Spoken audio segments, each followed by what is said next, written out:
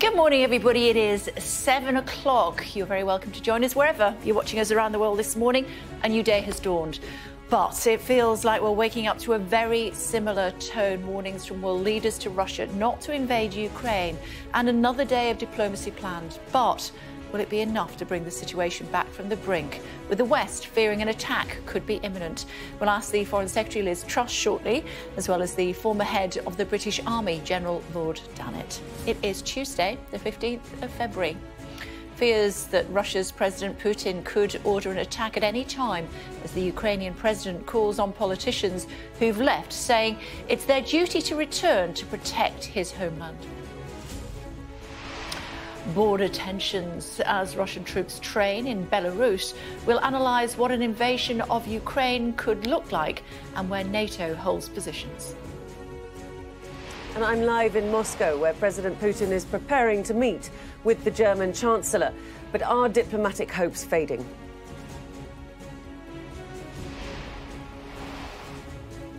And prices at the pumps. What are you paying for your fuel today? And why does that reflect with what's happening in the Ukraine? Skating around the controversy, the Russian teenager who's been cleared to compete in the Winter Olympics following a doping allegation prepares to take to the ice. We are live in Beijing. There'll be bluebirds over the white cliffs of Dover. That's your earworm this morning, ladies and gentlemen. Which UK sites are on your bucket list? We'll take you through the spots from around the country that have come out on top with the Telegraph travel editor Claire Owen. Also on the programme for you this morning, is it a bird? Is it a plane? No, it's a flying car. I'm going to be speaking to the founder of a company that's just begun taking orders for that vehicle.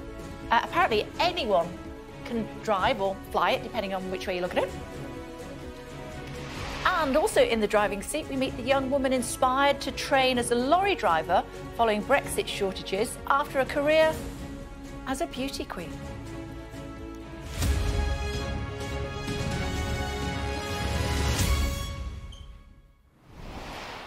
We love that. How sassy is she? A very good morning to you. There is still a crucial window for diplomacy. That was the message from Boris Johnson and Joe Biden last night, as they said there was still time for Vladimir Putin to step back from impending war in Ukraine. But today, the German Chancellor will travel to Moscow to meet the Russian President Vladimir Putin.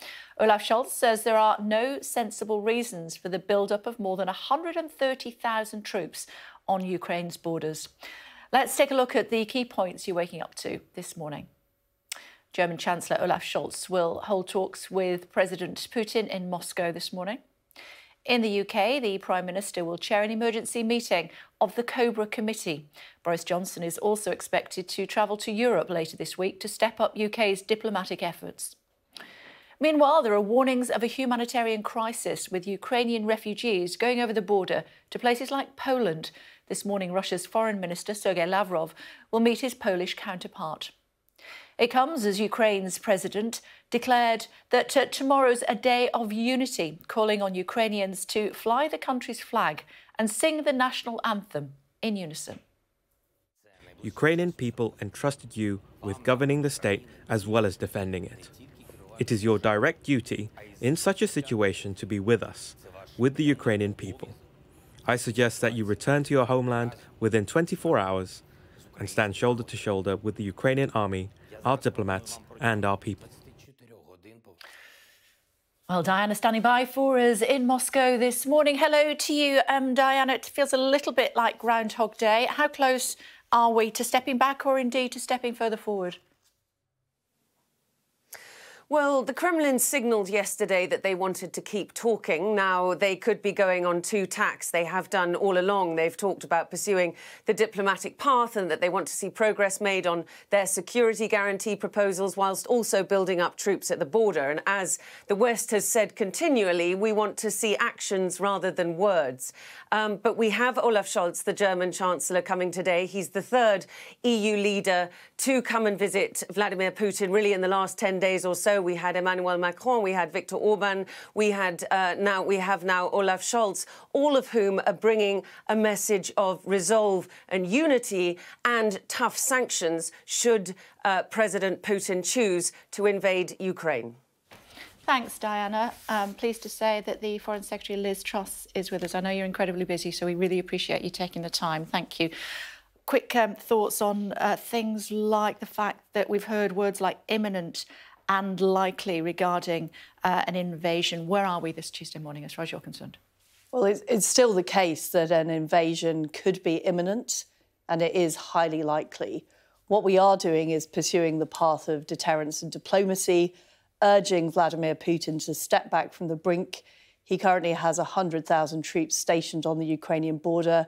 We want those troops to be moved. But of course, we are preparing for the worst. That's why we've urged all British citizens to leave Ukraine. And we're doing all we can to support the Ukrainian economy. We heard Boris Johnson and President Biden a 40-minute chat yesterday on the phone talking about a crucial window. What do they mean by that? Well, we know, or we believe, that Vladimir Putin has not yet made a decision about whether to invade Ukraine. We think it's highly likely. There are huge numbers of troops lined up on the border. We know that they're in a position to attack imminently, but he can still change his mind. And that is why diplomacy is so vital, making it clear to Russia the cost there would be of an invasion.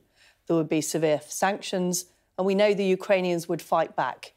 We've helped train up 20,000 soldiers. We've provided defensive weapons, and the Ukrainians will engage in what will be a long, drawn-out conflict, which will be hugely damaging for Russia and the people of Russia. How quickly do we think that President Putin could take Kiev if that's his plan?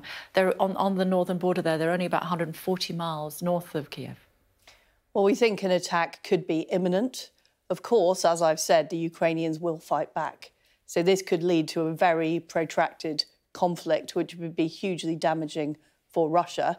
But in terms of the timing of an attack, it could be imminent, which is why we're advising all British citizens to leave Ukraine, whilst there are still commercial routes open. I understand that, Foreign Secretary. My question is, how quickly do we think that they could move down to Kiev if they did indeed invade? Or very quickly.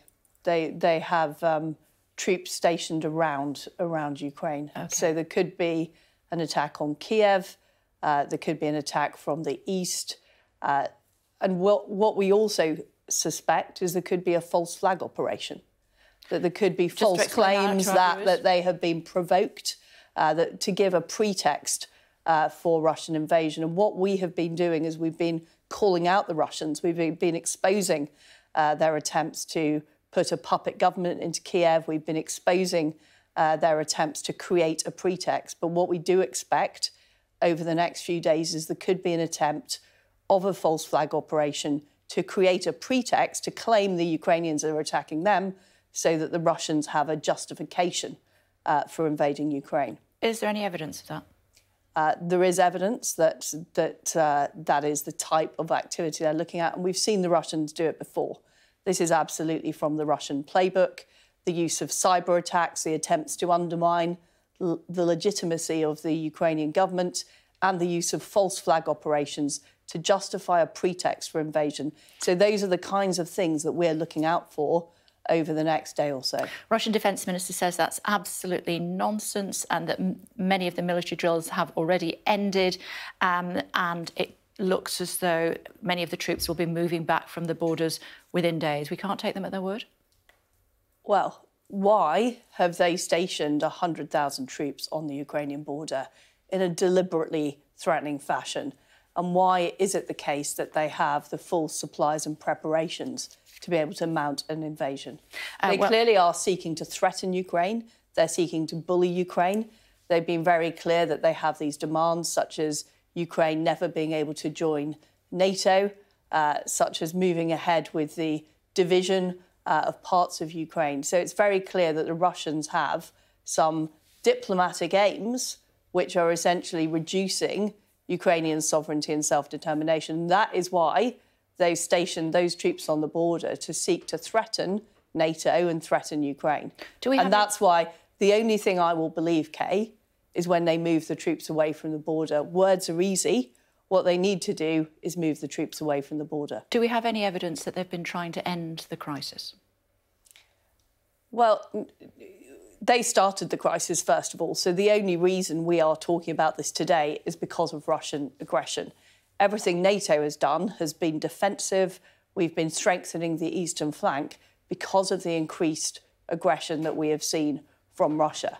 And we have been talking to Russia. I was in Moscow last week. The Prime Minister has spoken to President Putin. President Biden has spoken to Putin. So, of course, we want a diplomatic solution.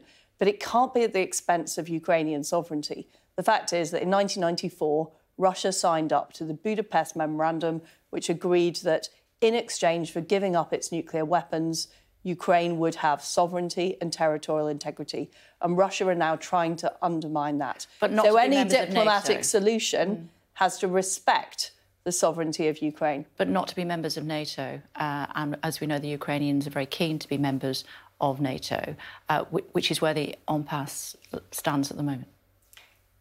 Ukraine is a sovereign country, and it is a decision for Ukraine and NATO about whether or not Ukraine should be a member of NATO. It's not a decision for Russia.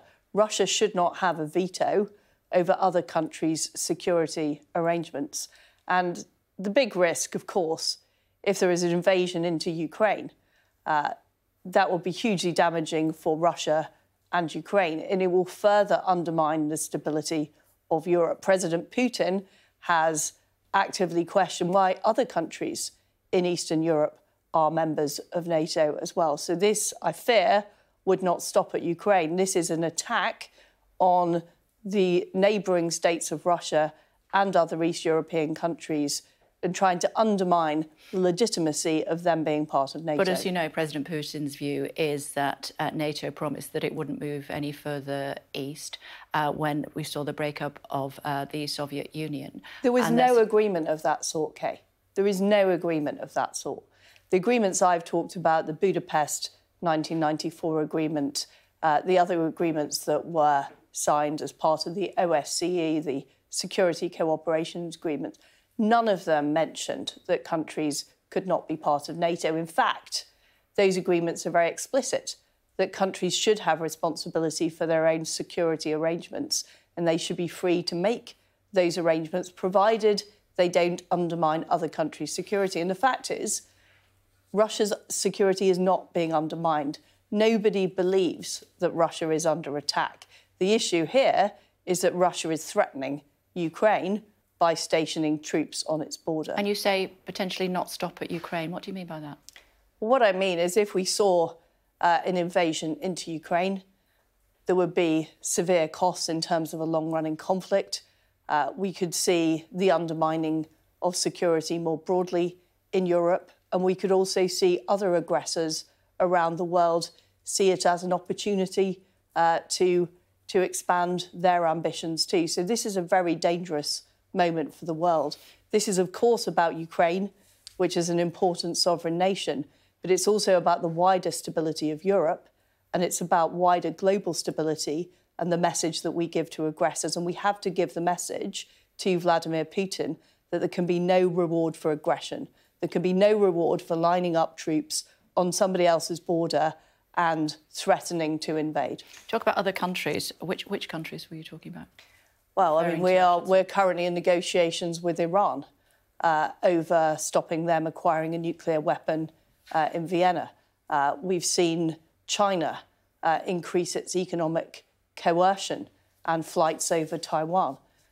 We cannot give a message that aggression gets rewards.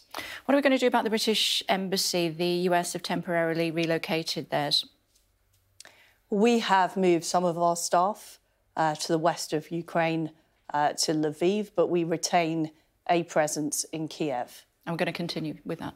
We are going to continue, but of course we are constantly looking at the situation in Ukraine, making sure that we are providing a service for British nationals at the same time as making sure our staff are kept safe. If necessary, how many Ukrainian refugees should we accept? Well, we're not at that point at the moment. What we are doing is we are working on humanitarian response with partners, with non-government organisations and with other countries. And our priority at the moment is securing the return of British nationals who want to return. There are some British nationals who want to stay in Ukraine.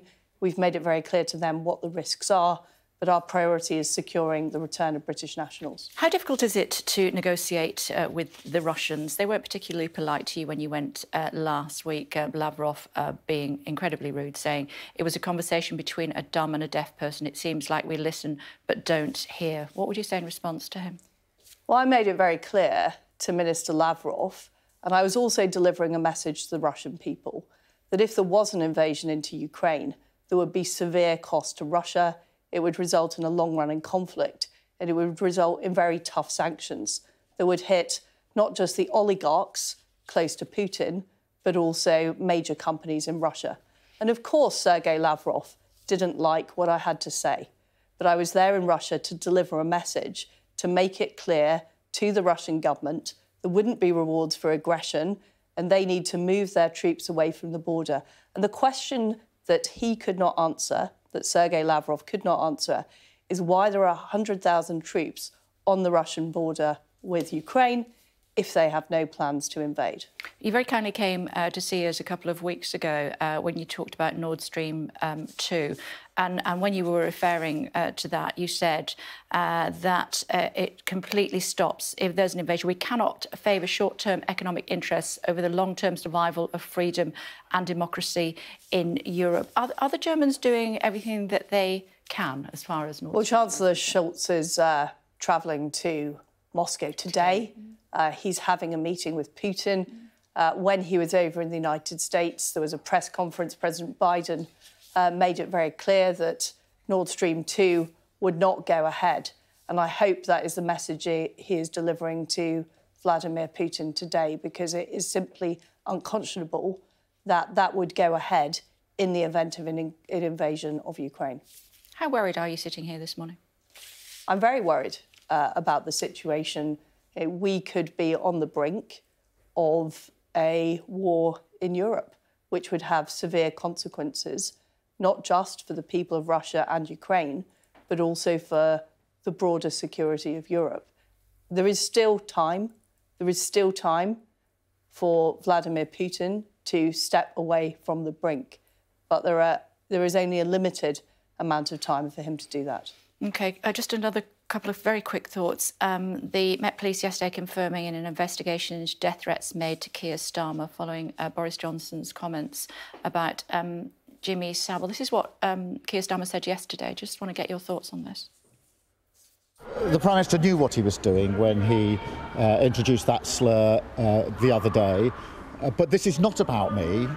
You know, there are threats to too many politicians, particularly women, actually. Should the Prime Minister reconsider and just say sorry? The Prime Minister did clarify his remarks, and of course, I deeply regret what happened to Keir Starmer. Every politician needs to be able to go about their job through without fear. That's very important.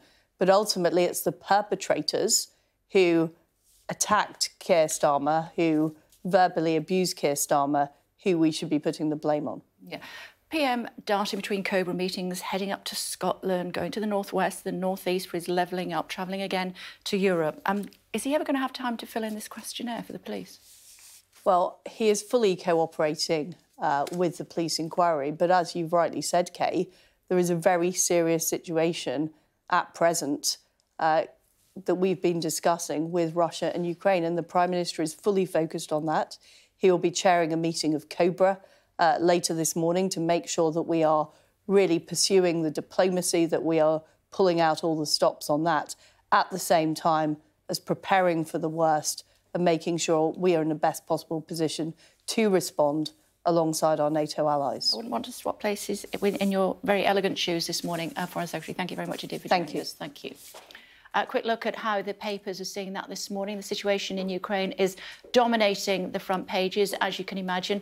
Very, very dangerous. The Guardian has the PM's warning on the build-up of Russian troops as Vladimir Putin sends thousands more to the Ukrainian border. The Eye leads with what it describes as last-ditch efforts to avoid war, reporting residents in Kiev are preparing their raid shelters. Just say no, says the Metro. They go with the Prime Minister urging France and Germany to end their reliance on Russian gas. And in the paper's words, stand up to President Putin. But the Financial Times suggests there's fresh hope in the crisis, saying Russia's foreign minister has hinted that diplomatic efforts should continue. Meantime, UK fuel prices have hit a new record high with the ongoing tensions in Ukraine, partly to blame. Let's find out more, should we? Milena standing by for us in West London at a petrol station. Those prices are rocketing, aren't they, Milena? Good morning. Good morning, Kay. There are. Russia is the world's third largest producer of oil, and the looming threat of conflict with Ukraine has fueled this price hike. And if President Putin does invade Ukraine, it will trigger sanctions from Europe and the West, and it would make it harder to supply Europe, as well as some of the oil goes through Ukrainian pipelines. And if those sanctions also hit the Russian banking sector, it will make it harder for them to export commodities, which could really send the price of oil skyrocketing. And all of that spells really bad news for drivers in the UK. The RAC said that we could see those price rises set new records in the coming weeks. Take a listen to what their spokesman had to say. Oil is likely to go probably higher still. There's a lot of tension, obviously, between Russia and Ukraine, and that causes a lot of turmoil on the oil market. And so there's a fear over a shortage of supply should things escalate there. Now, this crisis comes off the back of an already increased demand for oil after major economies reopened and lifted COVID-19 restrictions, and major oil producers haven't been able to catch up with that. So that, compounded with Russia-Ukraine tension, spells a lot more expensive to fill up your car. OK, thank you. Still to come on the programme for you this morning. Just after 8, speaking to Labour's Shadow Employment Minister, Alison McGovern. Petrol prices rising and an energy crisis looming. Just what might be the future of fossil fuels? Discussing that with a couple of experts later this hour. And speaking to the former British ambassador to Russia, Sir Andrew Wood, to get his perspective on tensions between Russia and Ukraine. Before that, though, some breaking news on the cost of living. Paul's standing by for us. Hi, Paul. Tell us more. Yeah, morning, Kate. We've got the labour market statistics from the Office for National Statistics this morning, and we spent the last year or two looking at how the employment market has been coping with COVID. Now we're looking at the impact on wages, and these statistics give us the real-term wages, the money that people are actually receiving in their pay packets compared to inflation for the last quarter of last year, so up to December. Now, the good news is that pay, including bonuses, rose by 4.3% to December, and regular pay, that's without bonuses, was up 3.7%. The bad news is that inflation is running at more than 5%. So in real terms, that pay without, if you take the regular pay without any bonuses, is down 0.8%. So the real terms impact on the money people are taking home at the end of the month or the end of the week is they have less real terms money to spend. And of course, we know the pressures, the upward pressures of inflation and how they're impacting. Actually, for the quarter of, forgive me, not for the quarter, for the end of last year, November, December, actually the picture's even slightly worse. Pay down 1.2% in real terms. That's your pay packet compared to inflation. With all those other inflationary pressures, the real concern in the Bank of England is that as wages increase, we'll get some domestic inflation to go with those international forces like the oil price we've been talking about. Paul, is that a guitar behind you? It may well be, Kay, over my right shoulder, yes. Oh, OK. I didn't know that you played the guitar. What's your favourite song? Too many to choose from. I think it's one of the kids' guitars, actually. We're trying a new shot this morning, Kay, and you've caught me out. My back of shot discipline has let me down. Oh, no, we love it. We love it. Shows you're human. Thanks very much, Paul. Thank you. I play played the guitar, do you know? Let's look at some of today's other headlines for you. From today, COVID restrictions will be scrapped in Northern Ireland and replaced with guidance. Rules on mask wearing in public places and coronavirus passes for nightclubs will now only be recommended. Across the UK, there have been another 41,648 cases recorded in the last 24-hour period. A further 35 people have died, which takes the total number of people who have died within 28 days of a positive COVID test to 159,605. A man in a bar in Germany has died after unknowingly drinking champagne spiked with ecstasy. 8 other people had to be hospitalised after sharing the bottle. When the police arrived at the scene, they found people lying on the ground with cramps and are now investigating how the drug got into the bottle. Police have warned the public not to approach a sex offender who's on the run from an open prison in Lincolnshire. They say 56-year-old Paul Robson, who particularly poses a danger to women and young children, could be anywhere in the UK. He had been refused parole 5 times and had been serving a life sentence for attempted rape and indecent assault.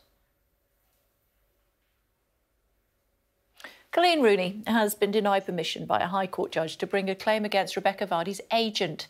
It's part of an ongoing legal battle between the footballers' wives over an online post. Mrs Rooney had wanted to bring an additional claim against Ms Watt for misuse of private information. Now, this morning we'll see 15-year-old Russian figure skater Kamila Valieva taken to the ice again in the Winter Olympics after a doping allegation threatened her chances of competing. Let's find out more, should we? Tom is with us, as he is almost every morning. Hi, Tom. So she is going to be able to compete. The Americans up in arms. Morning, Kay. Yes, she will be on the ice today around 10 a.m. Your time, 6 p.m. Beijing time. A lot of people unhappy with that. The American Olympic Association, the US Olympic and Paralympic Committee said they're extremely disappointed with this. Just to remind you how we got here, this was a sample in December, 25th of December, that tested positive. The test only came through on the 8th of February. The IOC wanted to prevent her from competing, but she won her appeal at the Court of Arbitration for Sport and will be allowed to compete. We've heard some more details today from an IOC official saying that apparently the argument she presented was the contamination happened with a product that her grandfather was using. This was a medicine used to treat angina, and that's what was presented at this hearing. But it is worth remembering, this hearing wasn't about that test. It was just about whether the suspension was appropriate, and they pointed to her status as a protected person, someone who's less than 16 years old. What that means, in effect, is they want the investigation to run its course, but they don't think it's fair to deprive her of the chance to compete in these Olympics if that investigation finds that she was cleared or that it's only a minor reprimand, because as a protected person, there are slightly different sanctions in terms of what can be applied to athletes. But that has left a lot of people upset, and it's put the IOC in a very awkward position. They're not going to be handing out medals tonight if she finishes in the top 3. That's just a reminder of how complicated this whole situation is. OK, thanks, Tom. Thank you. On the ice a little bit later on today. Now, I want to get up to show you this. If you ever wanted to visit one of the wonders of the world, this is one of them. But it's a bit like that. This is the Taj Mahal, but not as you know it. Made entirely out of snow. It stands at just 4.9 metres high, 14 times smaller than the original. 4 sculptors took only 17 days to complete it, and just like its counterpart, it's proving very popular with tourists in Gulmarg. I was going to be able to say to you, compared to how long it took to build the original one, but I don't know how long it took to the original one. So what I'm going to do instead is tell you about the weather.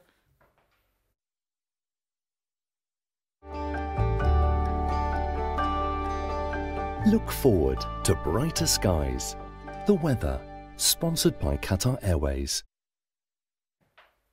Storm Dudley will bring potentially damaging winds from Wednesday into Thursday, while Storm Eunice will arrive on Friday. The Met Office has issued an amber wind warning for Northern Ireland, southern Scotland and northern England. The weather, sponsored by Qatar Airways. I should also say there's a wind warning for Donegal. If you're watching us this morning, very good morning to you. Britain's oldest zoo is due to permanently close This autumn, Bristol Zoo Gardens, which has existed for 186 years, will shut its doors in September, meaning all animals are set to move to a new home, the Wild Place project in South Gloucestershire. Zoo closing after declining attendance was made worse by the pandemic. Parts of the site will become housing, but the gardens will remain open to the public. If you are as old as I am and you remember Animal Magic on the telly, based on that. Now, have a look at this. How did you spend your Valentine's Day?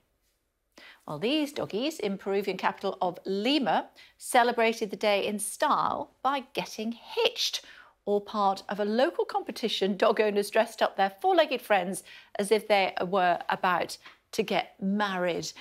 They were walking down the aisle, then helped to sign their inked paws into a piece of paper. Just pause for thought. I'm here all week, try the veal. Coming up after the break, former British ambassador to Russia, Sir Andrew Wood, gives his perspective to the ongoing tensions between Russia and Ukraine.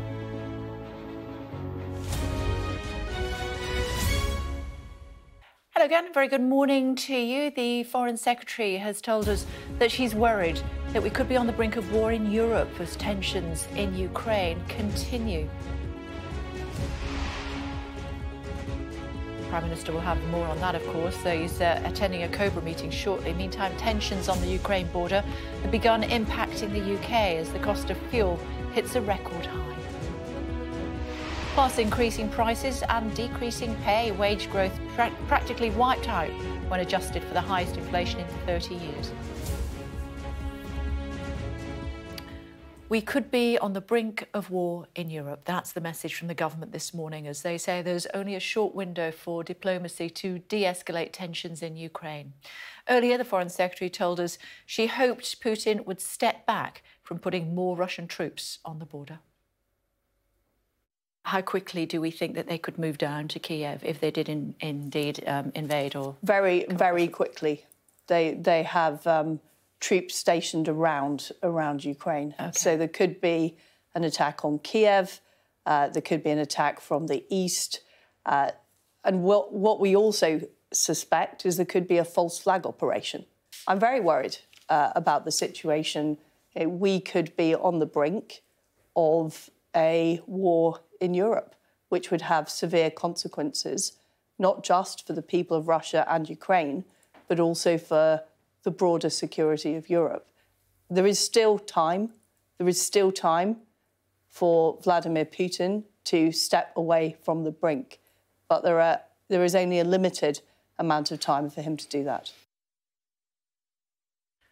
Jo's here with us this morning. Good morning, good morning. She was very sombre, wasn't she? She was, and I think she was communicating, Kay, to different audiences. Firstly, with this message, this wider message of danger, talking about being on the brink of an invasion, that Russia could invade Ukraine and get to Kiev pretty quickly. But a second message that we saw her broaching there, I think ultimately to Vladimir Putin, talking about the danger to Russia's place in the world, the danger to the Russian economy, because, of course, as we know from recent examples in the Middle East, an invasion might be quick, but what happens next can be far more long, protracted and very, very expensive. We know that Boris Johnson is chairing COBRA today. I'm sure Liz Truss will be part of that. He'll be going to Europe later in the week. He wants to be seen, as does Liz Truss, at the centre of all of this. Ultimately, you know, it's one man, Vladimir Putin, who does need to make a decision. She's intimating today that a decision may not have been made. And we'll be looking, Kay, at that 3 p.m-ish news conference between Mr Putin and the German Chancellor Olaf Scholz for any signs, in particular, on that controversial issue of Nord Stream 2, this gas pipeline. So could that potentially splinter the bond in Europe? Because, of course, the UK definitely want Germany to cancel that. Yeah, I think it already potentially is starting to drive a wedge. Splinter is a good word, Kay, because it is clearly economically beneficial to Germany, this gas pipeline from Russia into Europe through the Baltics. And it is controversial because it means that the way that Germany approaches Russia is in a far softer place, style than many other European partners. And I know you've got a take for us at 9 o'clock, your take at 9 o'clock. Looking forward to that. Thanks very much indeed. Meantime, let's get more joined by Sir Andrew Wood, who served as the UK's ambassador to Russia between 1995 and 2000. So would have worked when in Russia, in Moscow, when President Putin was there, of course. How is he to deal with, Mr. Ambassador? Good morning. Good morning. I think he's got worse as the years have gone by. He certainly has in terms of the way he governs Russia, which is one of the worries at the back of my mind, that if he does succeed in conquering Ukraine, as it were, then his tyrannical rule there will be enhanced for a short period anyway. Right, yeah. What motivates him? Well, there's a strong growing hatred of the West, or hatred is perhaps not the right word, but mistrust of the West and belief that the West is targeted against him and against his country. The other factor is that he wishes Russia to be a great power, which means a great military power. I think a great power ought to govern well as well, for example, but that's not what he thinks. Be a great military power is critical to him. How worried are you? We heard from the Foreign Secretary. She says she's very worried that we were on the brink of war in Europe. But I suppose the flip side of that is that President Putin has a track record for military deception. Where do you think we are? Well, there is an element of military deception in this, in that you don't mass troops around people's borders without that being meant to intimidate. Whether or not he goes on to military assault is something different. That's more dangerous for him. It will certainly be resisted in Ukraine. It would also mean that if he managed to seize Ukraine, as it were, he would also be seizing a nation which has come to dislike him very deeply. There is a difference between disliking him and disliking Russia. There is a fellow feeling to some degree between Ukraine and Russia, but that's also a long history of Ukraine being persecuted in a sense by Russia under Stalin and so on. So it's a bit mixed. What more could Britain have done? I don't think Britain could have done much more given the state of our armed forces. I mean, the extent of them anyway. I mean, the state is pretty good, but the extent of them, given that we very much depend on a united view in Europe, which I think we've managed to help to cultivate, but given particularly that we managed to stir up's not the right word, consolidate a feeling in Eastern Europe that Russia must be resisted. I'm not sure much else we could do about that. The parade of senior politicians from Europe travelling to Moscow to try to placate President Putin and his foreign secretary is certainly interesting. We know that the German leader is there again today to talk to President Putin. But when our foreign secretary went, she was basically humiliated by Lavrov. What was all that about? Lavrov is that sort of man. And it's actually, in some ways, it was a compliment that we've been rather more direct and unplacatory than others. I don't think there's any prospect of placating Putin in that sense. What he's after is control over Ukraine, because Ukraine is a threat to him in the sense that it is trying to run a democratic and reasonable society, as we would think. And he would wish it was his country to control, and his country would be controlled by a regime in Ukraine which wouldn't be democratic at all. So I don't think there's much more we could have done. Yeah, just looking at a wonderful picture, actually, of Moscow. I'm sure that you remember that scene very well indeed from your tenure there. We are threatening the Russian government and President Putin and his friends and allies with economic sanctions. Do you think that will make any difference? well, it will have an effect. Whether it will an effect after invasion for how long, I don't know. They would certainly have to be kept up for a long time. I think the biggest effect on what might happen to the regime in Russia comes from the Russian people themselves. The Russian people do not want war unless it's very quick and successful. They do not at all like the idea that they're going to be fighting Ukrainians. Again, a quick victory then. But the propaganda that's put out is that Ukraine is a threat to Russia. The absurd notion that Russia will be attacked across its borders by Ukraine is laughable. Nobody in their right mind is going to walk in against 100,000 troops the other side. Yeah, just looking at images as well of Kiev, we know that some Russian troops are only 120 miles away from the Ukrainian border this morning as we speak. You talk about the Russian people there not wanting a long, protracted war, but one wonders how strong their voice is when they have a leadership like President Putin. No, their voice is annulled. Nonetheless, Putin has to retain some respect and support beyond the security police if he is to be able to run an obedient people, if you like. There have been huge demonstrations before. There's no reason to suppose that there will necessarily be none later. That is, I'm just expressing a feeling rather than anything else. It's I understand. Under Putin, it's rather a dead country in that sense, yes. Mr. Ambassador, it's always fascinating to talk to you. I hope life on Jersey is treating you well. Thank you very much indeed. Thank you. Yesterday saw the price of fuel reach its highest ever level now, with many feeling that fossil fuels can't be the solution to the energy crisis we're facing. What kind of future does it have? Let's talk about it. Should we? Joining us is Dale Vince, the founder of green energy supplier Ecotricity, and Stuart Hazeldine, Professor of Carbon Capture at the University of Edinburgh. Hello to you both. Thank you very much indeed for joining us on the programme this morning. Let's start with you, Dale, first of all, should we? We're seeing prices at the pumps well over $1.55 a litre this morning. How much longer can we rely on fossil fuels?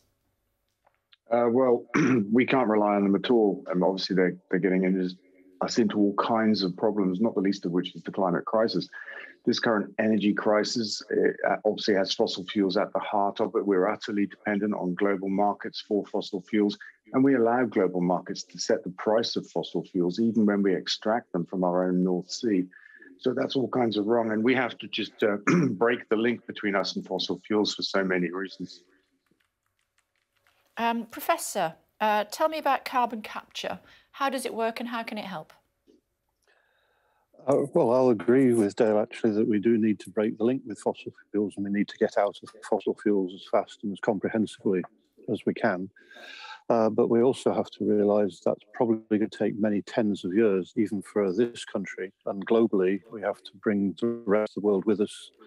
And so carbon capture is a way of trying to reduce the effect of fossil fuels whilst we're still using them. It's a way of trying to extract the energy but capture the harmful carbon dioxide, which is the driver for the climate change, which we all want to avoid as much as possible because we are in a climate emergency. And so the future, in my recommendation, lies with trying to reduce our use of fossil fuels. But whenever we do use fossil fuels, we should be fitting carbon capture to capture that carbon dioxide and store that safely and securely for tens of thousands of years deep below the ground to put the carbon back where it came from. Dale, the Energy Minister Greg Hand's telling the Times that Britain must keep drilling for gas in the North Sea for reasons of energy security. What would you say in response to that? I think it's madness, and it's bordering on the illiterate to say something like that, because the North Sea hasn't given us energy security. We allow global markets to set the price for that. We've paid 10 times as much for gas from our own North Sea in the last few months than we did a year ago. And there's no reason for that. It hasn't cost more to extract. So making our own fossil fuels does not give us energy price security. We aren't actually short of fossil fuels anyway, so we don't need that form of security either. What we need to do is to take fossil fuels out of our energy mix altogether. The way for us to be truly energy independent is to harness the wind and the sun, our own renewable technologies. We can power the country 20 times over from our own means, and we can break the link to global prices for energy completely. We can have permanently low and stable energy bills. We can solve energy poverty and give a massive boost to our economy, and it won't take decades. We could do this in 10 years. And the idea that carbon capture and storage is the answer is a myth. It's a myth perpetuated by the fossil fuel industry and investors in fossil fuels who have finally come around to acknowledging that climate change is a problem and fossil fuels are the cause. And now they turn themselves to a different tactic, which is delay. They're saying, yes, we get it, but of course we depend on fossil fuels and it's going to take time to wean ourselves off. I say that it won't. It'll take 10 years and we just need to get on with it. We pour billions more into the North Sea in the way of subsidies than we take back out in the way of tax. And that situation just has to end. We need to put our money into renewable energy. And Professor, I wondered if you could talk to me about the suggestion from the government quite recently in one of the, I think it was a white paper, saying that they want to see 600,000 heat pumps, low carbon alternative, of course, to gas boilers, installed per year by 2028, which is just around the corner. Likelihood of that? Well, I think that's a great ambition, but it's really difficult to achieve in practice because, firstly, you've got to have the people who are available to fit those and expertly fit those so they work and size those appropriately for the houses. And also, it's clear that in many houses, extra insulation is needed and extra energy saving measures, which we should be doing anyway as fast as possible. And also, in many cases, the size of the radiators needs to be increased inside the house. So it's slightly more difficult than just turning up in a van and having it done by the early afternoon. But I do think we should be moving in that direction. We've got some of the worst housing and buildings in Europe for energy inefficiency. We waste huge amounts of energy. And actually, I think if we're going to carry on working with oil companies, we need to control them a lot more. So a condition of continuing to extract oil and gas from the ground should be that we make the oil companies pay for the cleanup. We let them get away with dumping the carbon dioxide in the atmosphere, and that causes climate change for everybody around the world, which is our responsibility. And we're not enforcing the cleanup on those companies. So I would create a mandate that companies extracting carbon from the ground have to store an exactly equivalent amount of carbon back into the ground. And that could be enacted really simply and really quickly within years. And so we need a multiple track approach. We need the wind power, we need the solar power, we need energy efficiency, we need to change our ways of heating, and we need to control the fossil fuel companies and make them work for us rather than us working for them. OK, fascinating stuff, guys. Thanks so much for taking the time this Tuesday morning. Thank you. Thanks. I want to talk about Ukraine in a bit more detail. Satellite images taken in the past few days show missile batteries and a field hospital in Belarus and Crimea. Despite the build-up of its troops, Russia maintains it is NATO which is the aggressor. So where is everybody? Where are the troops? What's the threat to Ukraine? Where is Kiev in relation to where the Russian troops are? Who better to tell you than Ali? First up, I want to show you two maps that in part explain the situation we find ourselves in today. The first shows NATO expansion all the way from the founding of the Washington Treaty in 1949 up until 2020, when North Macedonia, the latest member, joined. And you can see the Soviet Empire shrinking and NATO expanding eastward. And that is what annoys Vladimir Putin. He believes NATO poses a direct threat to Russian security. But let's look at the second map. And this is, in a way, NATO's counter to that. They say that NATO only borders 1/16 of Russia. I've highlighted the borders there that they share up in the north in Norway, the Baltic states, and then around the enclave of Kaliningrad. And if we zoom out to a wide of that map and see that vast Russian border, you can see just how little of it actually is bordered by NATO countries. So what about the latest on the ground as far as we know it? Well, Russian troops continue to grow in number and encircle the Ukraine. There they are to the north in Belarus on exercise. We've also actually got some down south in Moldova as well. We think about 130,000 now, and as I say, growing. Let's look at 2 satellite images. Now, this is the sort of thing that military officials will look at in order to try and ascertain what's happening and what might happen next. This is Crimea, where we see a missile battery. We have another satellite image that we picked out that shows a field hospital in Belarus. All the indications and clues of a possible imminent invasion.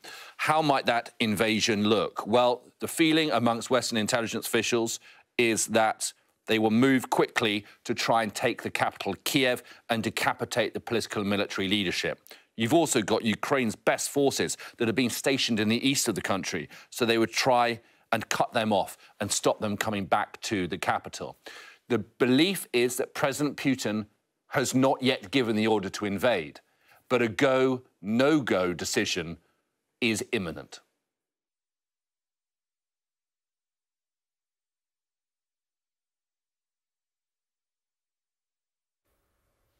That's the latest from Alistair. Of course, we'll keep an eye on that for you. Meantime, Stonehenge, top of our bucket list of places to see in the UK before we die. So says a new survey. The prehistoric stone circle beat the Brighton Pavilion and Hadrian's Wall to the top spot. What was second?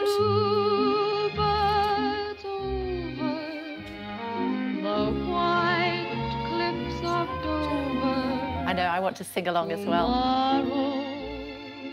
Just you wait and see. So, do you know where these chalky cliffs come up? They go underneath the channels. Do you know where they come up in France? Champagne region, which is why champagne grapes taste the way they do. There you go. Meantime, what else have we got for you? Stonehenge, there they go. They were top of the list. There you go. If you've not been, you really should. They've got a very good visitor centre there as well. And here we've got Tyne Bridge. There we are. Fog on the Tyne and all of that. I used to work just about here. In addition to that, we've got the London Eye. Built for the millennium, of course. That was opened at the end of December 1999. And the Angel of the North. I can't remember who did that. Somebody probably can. If you can you send me a tweet and remind me at K Burley? You can see it, can't you, as you go up the A1M towards Newcastle. And finally, got one more. Giant Causeway. Here we go. I've never been. Tell me what it's like. See you at the top of the hour. What on earth is happening in Ukraine?